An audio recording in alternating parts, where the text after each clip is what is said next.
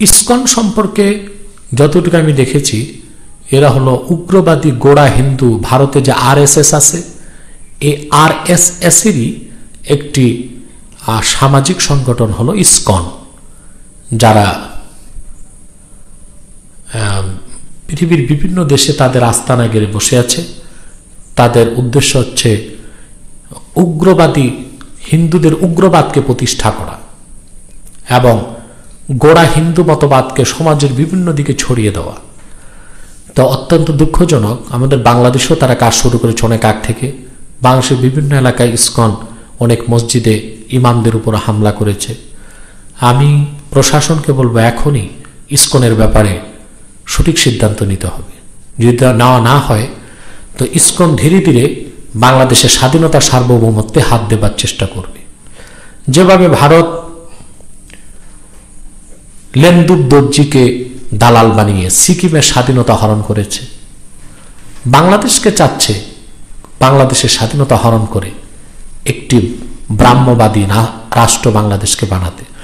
যদিও ভারত টুকরা টুকরা হয়ে গেল, বাংলাদেশের স্বাধীনতা বিপন্নের কোনো আশঙ্কা নেই ইনশাআল্লাহ। কারণ সিকিম এক বিষয়, বাংলাদেশ আরেক বিষয়। ৩০ লক্ষ শহীদের রক্তের বিনিময়ে বাংলাদেশ স্বাধীন হয়েছে। লক্ষ লক্ষ আলেম ওলামা এই দেশে জীবিত আছে এবং কিয়ামত পর্যন্ত থাকবে। তাদের উপস্থিতিতে, তাদের রক্তের সাগরকে পেরিয়ে ভারতের পক্ষে কখনো বাংলাদেশের স্বাধীনতা হরণ করা সম্ভব হবে না। কিন্তু ইসকনের মাধ্যমে সেরকম একটা চেষ্টা তারা চালিয়ে যাচ্ছে। বিভিন্ন সরকারি পদে হিন্দু ক্যাডারদেরকে প্রবেশ করানো, চাকরি বাকরিতে হিন্দুদেরকে প্রতিষ্ঠিত করা, কোথাও কোথাও তারা মুসলমানদের উপর সহিংস হামলাও করেছে।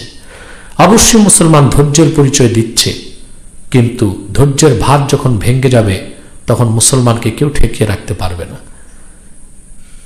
এদের সমস্ত চক্রান্ত ষড়যন্ত্রকেই ধুলার সাথে মিশিয়ে দিবে মুসলমান। কিন্তু আমি বলবো, বাংলাদেশ সরকারকে, প্রশাসনকে, গোয়েন্দা বিভাগকে অতি শীঘ্রই তারা যেন ইসকনকে ট্রেস করে, বাংলাদেশের কোথায় কোথায় ইসকন কাজ করছে, প্রশাসনের কোথায় কোথায় ইসকনের অ্যাপয়েন্টেড দালালরা ঢুকে আছে, এদেরকে ট্রেস করে বের করে দিতে হবে, ডিডাক্ট করতে হবে প্রশাসন থেকে। নতুবা কোনো এক সময় বাংলাদেশ হুমকির মুখে চলে যাবে এবং আলেম ওলামা, পীর মাশায়েখ সকলকে এই ব্যাপারে সোচ্চার হতে হবে।